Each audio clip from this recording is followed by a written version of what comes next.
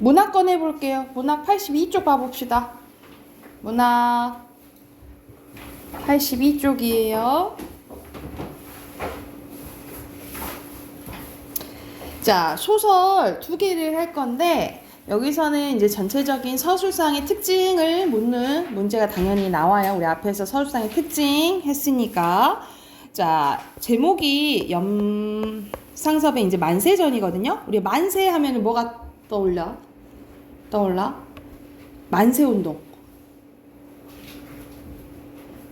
만세운동. 언제 일어났죠? 만세운동 뭐야? 3.1운동 생각나잖아요. 그치? 그래서 여기서는 이제 3.1운동 관련해가지고 배경이 일제 강점기 때입니다. 이때에 얼마나 우리 민족들이 참담하게 살았는지 그거에 대해서 조금 묘사돼 있다라고 생각하시면 돼요. 자, 바로 본문 가볼게. 자정이나 넘은 뒤에 차는 대전에 와 닿았는데 김희관 같은 금태안경 채비에 하이칼라 신사는 커다란 가죽 가방에 담요를 비끄매어서 옆에 놓았던 것을 앞에 앉았던 사람에게 들려가지고 내려갔다. 그러나 기생은 내리지 않는다. 얼마나 정가느냐고 소재하는 역부더러 물어보니까 30분 동안이라고 멱다는 소리를 꽥 하고 지르고 달아났대요. 나는 하면서 여기서는 이제 1인칭 주인공 시점입니다. 이 사람은 일본에 유학 갔다가 다시 이제 오랜만에 조선에 오게 된 거거든요. 그래서 이 달라진 모습에 대해서 묘사한다라고 생각하시면 돼요. 나는 하도 심심하게 모자를 집어쓰고 차에서 내려서 플랫폼을 어슬렁어슬렁 걸어나갔다.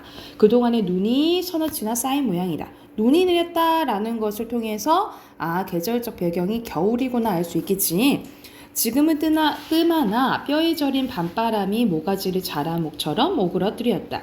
맨 끝에 달린 책간 앞까지 오니까 불을 환하게 켠 차장실 속에 얼굴이 해끌무리한 두 청년이 검정 방한모의 소매통을 좁은 옥색 두루마를 입고 누런 양복을 입은 헌병과 마주 서서 웃으며 이야기하는 것이 환히 보였대요.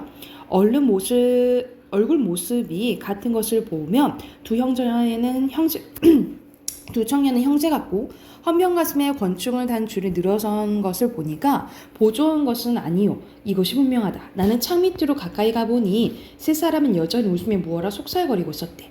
그러나 그 청년들의 어설프게 웃는 낯빛과 입술의 경련적으로 위로 뒤틀린 것은 공포 같았다라는 거죠. 그러니까는 두 청년이 헌병이랑 이야기를 하고 있는데 사실 웃으면서 겉으로는 웃으면서 하는 것 같았지만 그 안에는 뭐가 있었다 이 말이야. 공포를 느끼고 있었다라고 파악을 한 거죠. 그래서 속으로 저 청년들은 스파이는 아니군. 왜냐 헌병들을 보고 뭐 하니까 공포스러워하니까 스파이는 아니군 하고 혼자 생각을 하는 거예요. 가벼운 생각으로 나는 발길을 돌이켜 목책으로 막은 입구 앞에서 가서 내 손을 열고 나갔다.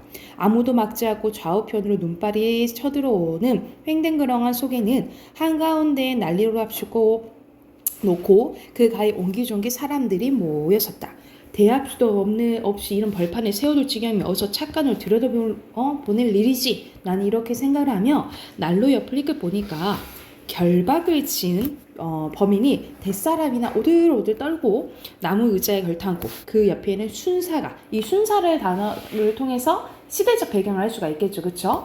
셋을 지키고 있는 것이 눈에 띄었는데 나는 무심코 외면을 했대. 괜히 이제 범인들 이렇게 쳐다보기 좀 그랬던 거죠. 그 중에는 머리를 파발을 하고 떼덩이가 된 치마 저고리가 매무실까지 흘러내린 젊은 여펀녀도 역시 포승을 지어 앉아 있었는데 부끄럽지도 않은지 나를 부러워한 듯한 눈으로 물구멍이 쳐다보다가 고개를 숙였대요. 자세히 보니 등 뒤에 쌕쌕 자는 아이가 매달려 있었다. 이 여자 이런 꼴을 처음 보는 나는 가슴이 선택하여 멀거니 어리 빠져 서 있었는데 나는 흉악한 꿈을 꾸며 가위에 눌린 것 같은 어리둥절한 눈으로 한참 바라보다가 발길을 돋쳤다.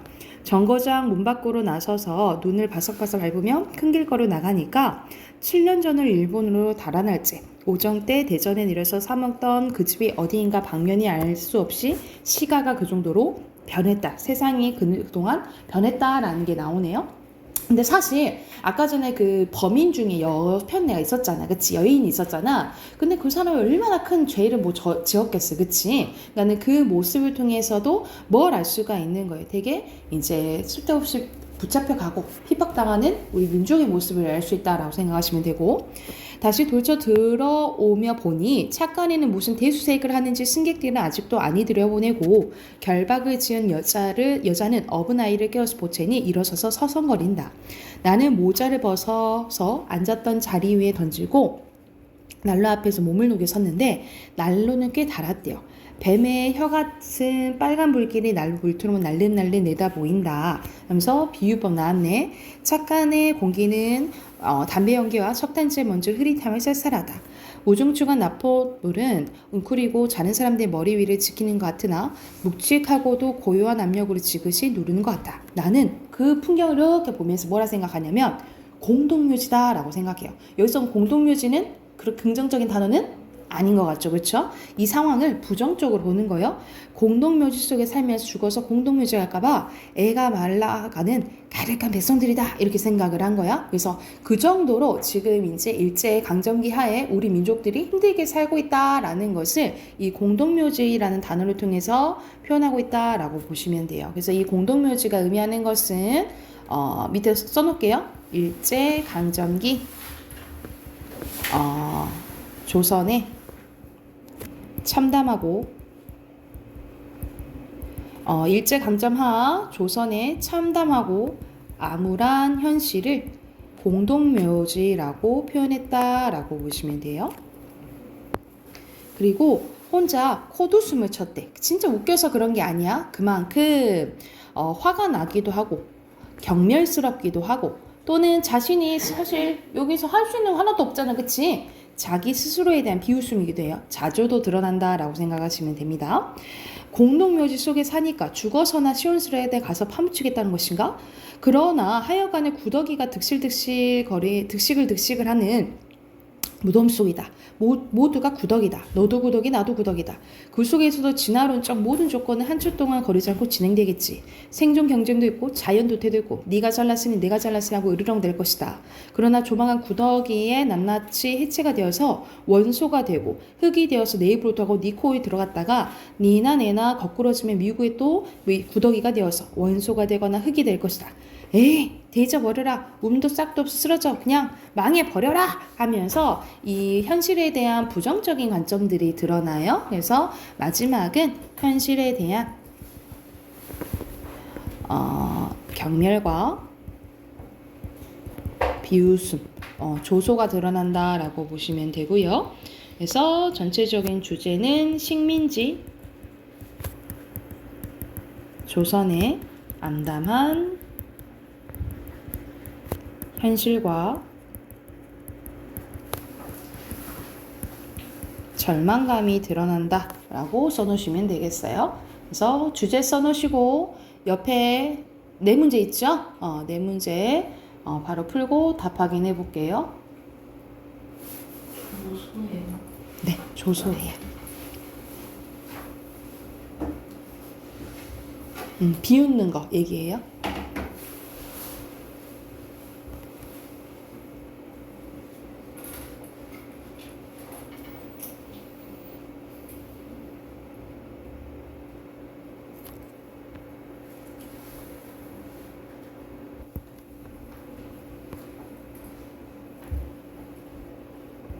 다 하셨나요?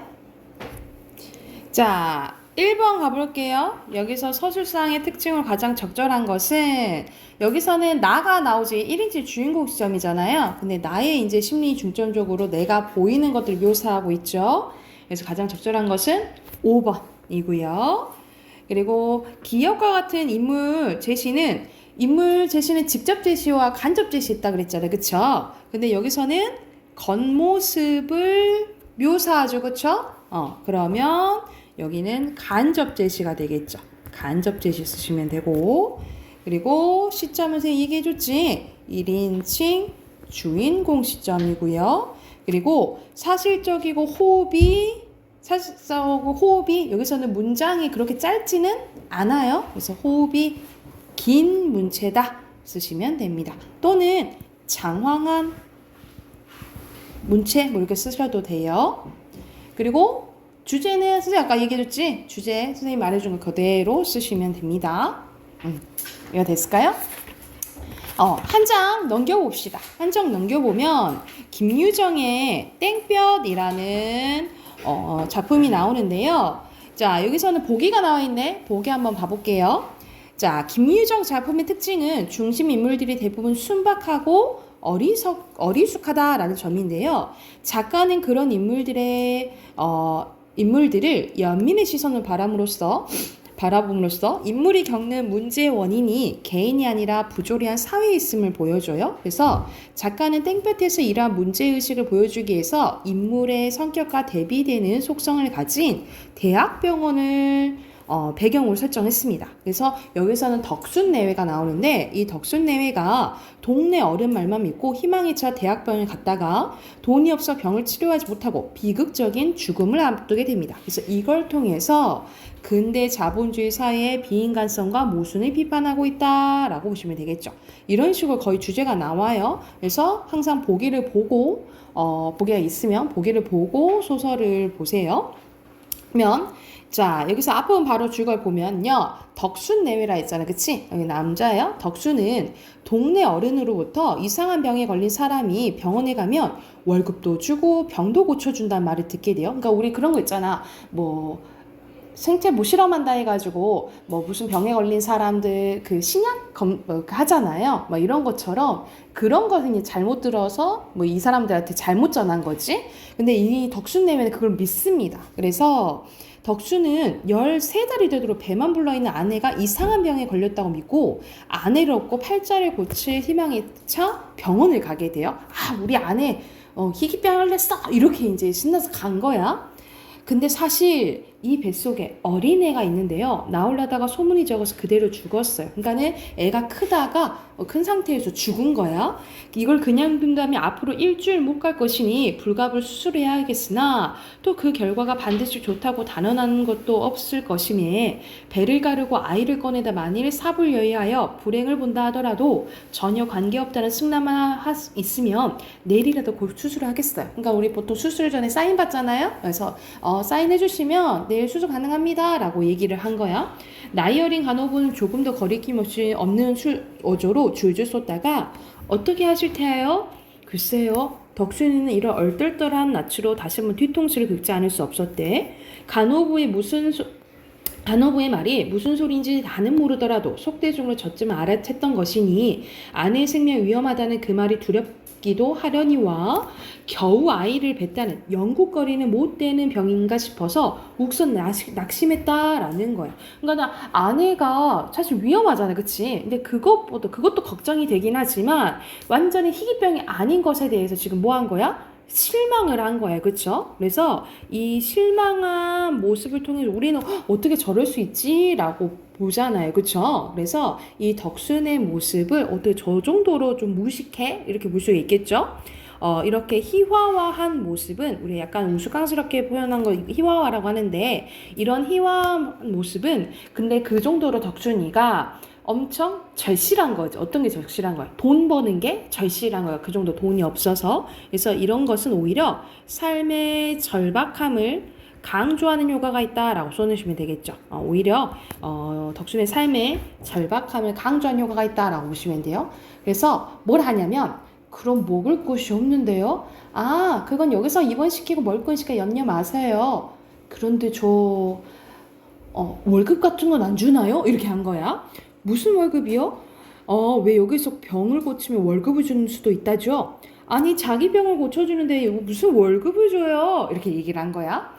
민망스레도 턱 쏘는 바람에 덕순이 고마 얼굴이 벌개지고 말았다. 팔자를 고치려는 그 계획이 완전히 어그러졌음을 알자 그의 줄인 창자는 척 꺾이며 두꺼운 손으로 이마에 진땀이나 훑어보는 수밖에 별다를 수가 없었다라는 거죠. 그러니까는 기대했던 것이 완전 절망으로 지금 바뀌어버린 거예요.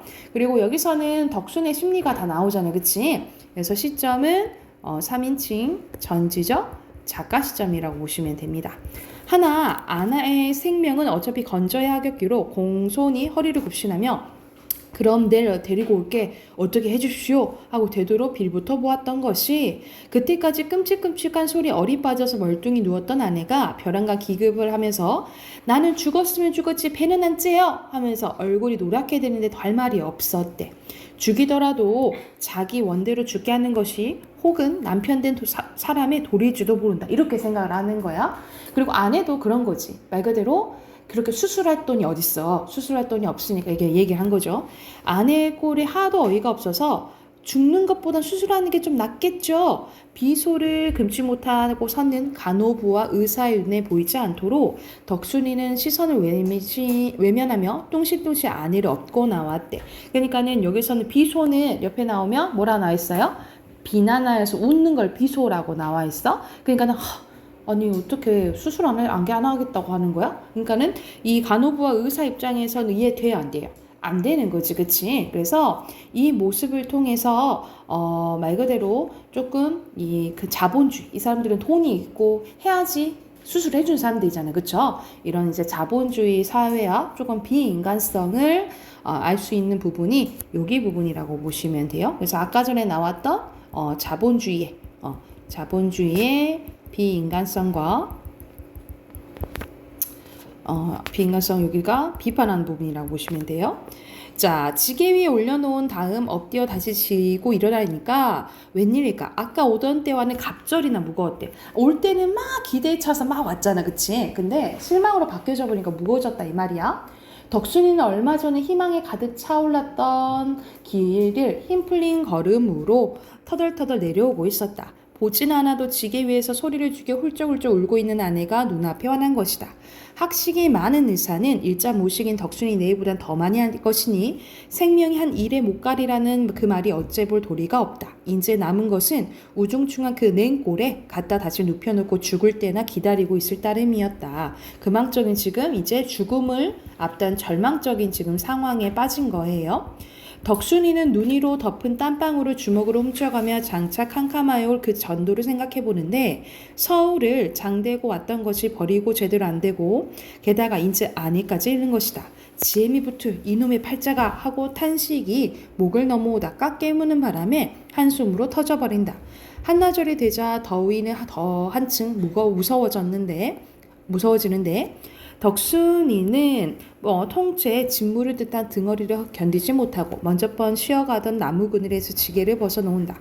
땀을 들어가며 아내를 가만히 들여다보니 그동안 고생만 시키고 변변히 먹이지도 못한 것이 갑자기 후회가 나는 것이다. 이럴 줄 알았다면 동네 집 닭이라도 훔쳐다 먹였을까 싶어. 울지 말어! 그것들이 뭘 하나 쟤까지 깨! 하면서 소리를 팍 지르고는 채미 하나 먹어볼 때요? 하고 참외 먹을래? 그러니까는 참외는 싫어요. 그래서 아내는 더위에 속이 탔음인지 한 길 건너 그쪽에서 팔고 있는 얼음 냉수를 손으로 가리킨다. 남편이 한 푼 더 보태어 담배를 사려던 그 돈으로 얼음 냉수를 한 그릇 사다가 입에 먹여주기까지 하니 아내도 황송하여 한숨을 들이킨다. 한 개를 다 먹고 나서 하나 더 사다 주랴 물었을 땐 이번엔 외떡이 먹고 싶다 했대요. 덕순이는 이것이 마지막이라는 생각으로 나머지 돈으로 외떡 3개를 사다 주고는 그대로 눈물도 씻을 줄 모르고 그걸 오직오직 깨물고 있는 아내를 이윽고 바라보고 있었다.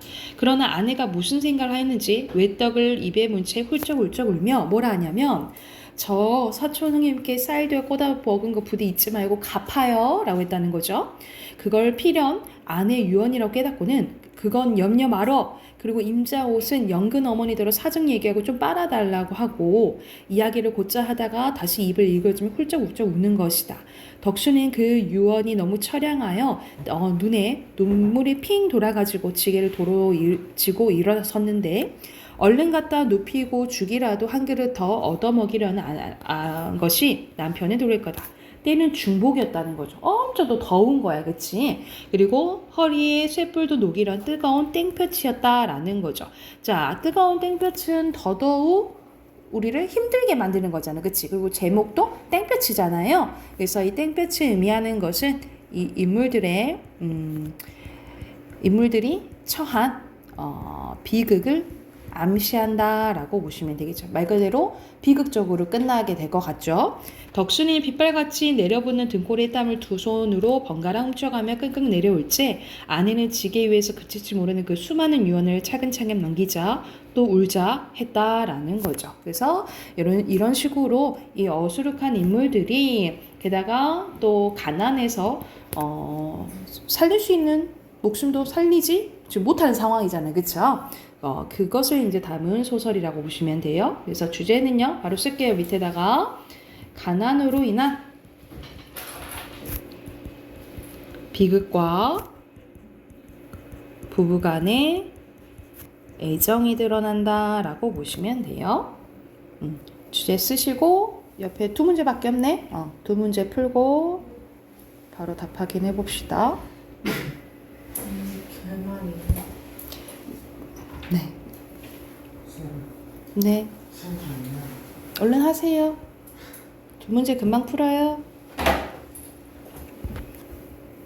5번에 적절한 거 몇 번이에요? 여기서는 전제율 작가 시점인데 덕순 위주로 나오죠. 그쵸? 그래서 2번이고요. 그리고 6번에 알맞지 않은 것은 여기서 보면은 언뜻 보면 다 맞는 것 같지만 선생님이 이런 모습들은 그 의사와 간호원에서 드러난다 했잖아요. 그쵸? 그래서 알맞지 않은 것은 4번입니다. 됐을까요? 문법 꺼내볼게요.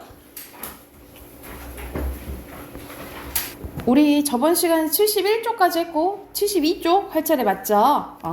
자, 오늘 할 부분은 단어 간의 의미 관계입니다. 우리가 의미 관계가 총 5가지가 있거든요. 몇 가지 있다고? 5가지. 5가지가 있는데 여기 한 장에 다 정리가 돼 있어요. 첫 번째는 유의 관계입니다. 유의 관계는 의미가 같거나 비슷한 단어들의 관계라고 생각하시면 돼요. 우리 말에 완전 똑같은 관계를 동의관계를 하는데 동의관계는 거의 없거든요. 거의 없어서 거의 이제 비슷하거나 같은 걸 써서 유의관계라고 그냥 생각하시면 될 것 같아요. 근데 유의관계는 똑같다고 해서 아니면 비슷하다고 해서 완전히 문장에서 똑같이 쓰이지 않아요. 맥락에 따라 조금 달리 쓰이거든요. 그래서 예를 들면 공을 잡다랑 쥐다는 돼요. 근데 도둑을 잡다는 되지만 쥐다는 아니지. 쥐다는 뭐 멱살을 쥐다 이렇게 되잖아요. 그쵸? 또는 자리를 잡다는 되지만 자리를 쥐다는 안 된다는 거지. 이런 식으로 유연히 기본적인 의미는 같지만 가리키는 대상의 범위가 다르거나 미묘한 느낌을 줘서 완전히 대체할 수는 없다라고 보시면 돼요. 그래서 밑에 나와 있죠? 유의어라고 해도 어느 경우에나 서로 완전히 바꿔줄 수 있는 것은 아니다 라고 보시면 돼요. 그래서 첫 번째 관계가 유의 관계고요. 자, 두 번째 관계는 반의 관계입니다. 거의 반대라고 생각하시면 되겠죠.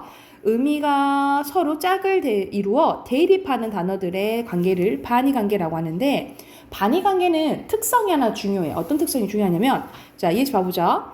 자, 총각이랑 처녀는 반의 관계가 성립이 돼요. 왜냐하면 뭐만 다르죠? 성별만 달라.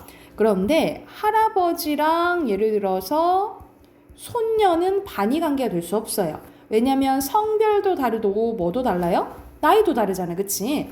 이런 식으로 반의어는 둘 사이에 다 공통적인 의미가 있어야 돼. 근데 뭐만 달라야 되냐면 한 가지만 달라야 된다라고 보시면 돼요. 한 가지의 의미 요소만 달라야 하기 때문에 할아버지와 손녀는 반의 관계가 된다 안 된다? 안 된다라고 생각을 하시면 돼요. 그래서 한 가지만 달라야 돼요.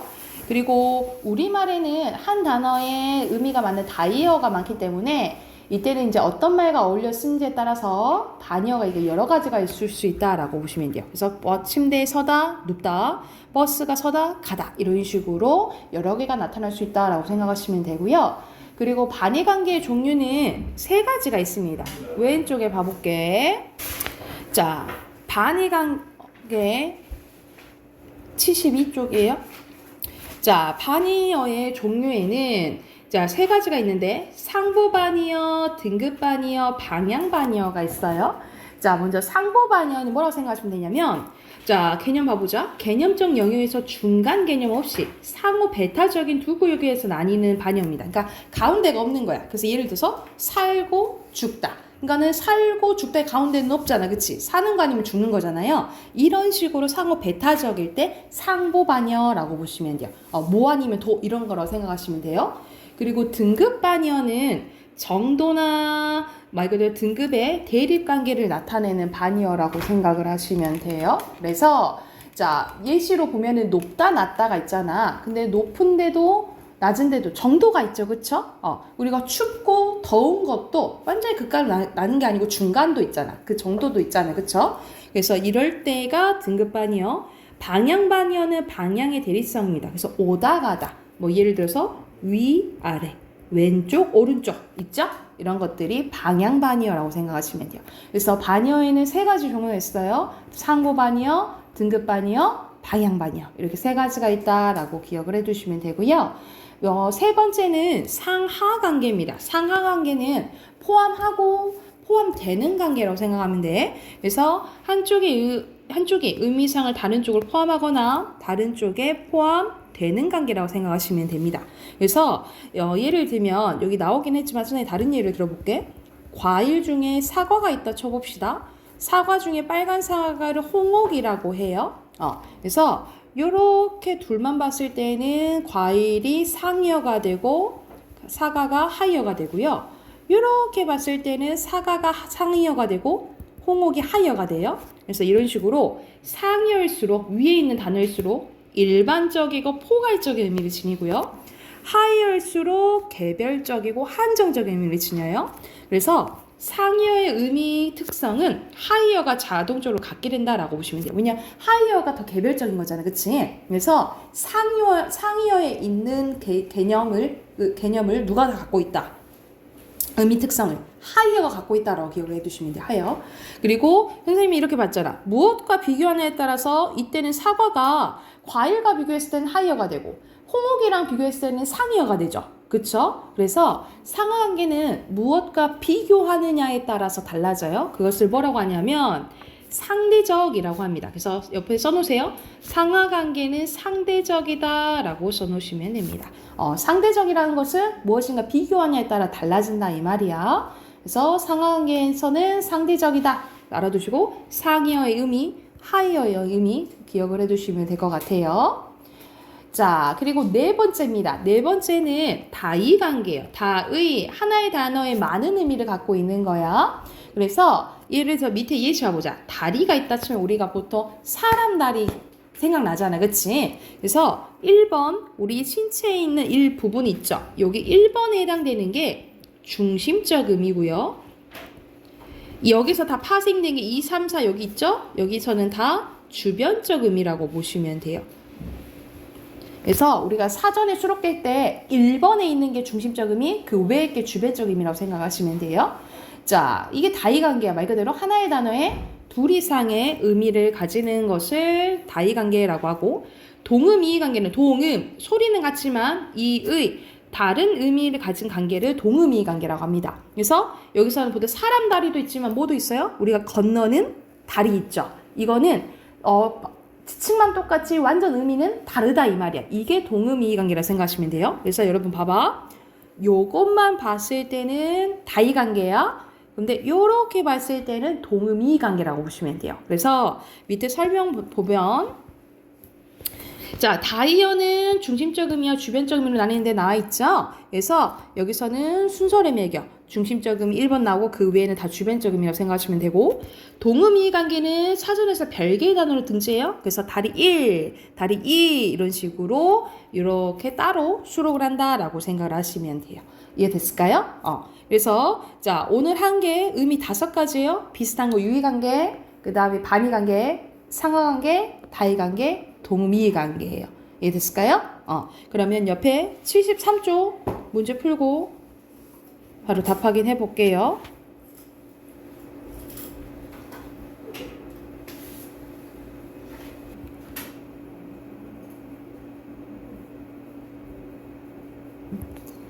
문제 다 했나요? 자, 같이 한번 봐봅시다. 여기서는 higher는 상이어의 의미 특성을 자동적으로 갖는다 했죠. 밑에 있는 게 갖는다 했어. 그리고 반의 관계는 한 가지만 달라야 된다 했어요. 그리고 서로 바꿔 쓸 수 어느 경우에서는 안 된다 했지? X입니다. OXX고요. 유의관계에 해당되지 않은 것은 순간, 그리고 밑에 순서대로 내리다, 그리고 꺾이다, 떨어지다예요. 자, 이거 상이어는 고를 수 있겠지. 포괄하는 거 뭐야? 문학이죠? 문학 쓰시면 되고, 여기서는 다이어에 해당되지 않는 거, 완전 상관없는 거, 여기서는 사람 발 관련된 거네. 그쵸? 답 3번입니다. 관련 없는 거요. 그리고 오른쪽에 보면, 자, 맛 1번에 맛 있잖아요? 가야만 맛인가? 이거는 맛 2에 가깝죠? 그쵸? 근데 형태는 같죠? 같으면 이렇게 쓰면 돼. 그리고 2번의 단맛은 맛 1과 상하 관계고, 쓴맛도 상하 관계겠죠? 그쵸? 그리고 3번의 재미는 맛 2와 관련되어 있고, 형태는 다르죠? 바로 쓰면 되겠죠? 언니 하고 있어? 그리고 이익 대신에 재미를 넣어도 문장 성립하죠. 성립한다 보시면 되고, 비슷한 것은 이렇게 표시하시면 됩니다. 이렇게 표시하시면 돼요. 그리고 이익과 형태는 완전히 다르잖아. 그쵸? 그리고 보기의 내용 관련 없어요. 없으시면 돼요. 밑에 빈칸 바로 넣을게요. 중심적 의미, 그리고 사전, 내포적 의미는 쓸게요. 좀 길긴 한데, 개념적 의미에 덧붙여서 연상이나 관습 등에 의해 형성되는 의미입니다. 그리고 환경, 5번의 의도, 그리고 6번의 유의, 그리고 7번의 대립, 8번의 상하, 9번의 다의, 10번의 의미예요. 이해가 됐을까요? 선생님이 뒤에 숙제 내주려고 하다가 목요일부터 시험 대비 들어가니까 우선은 놔둘게요. 우선은 놔두고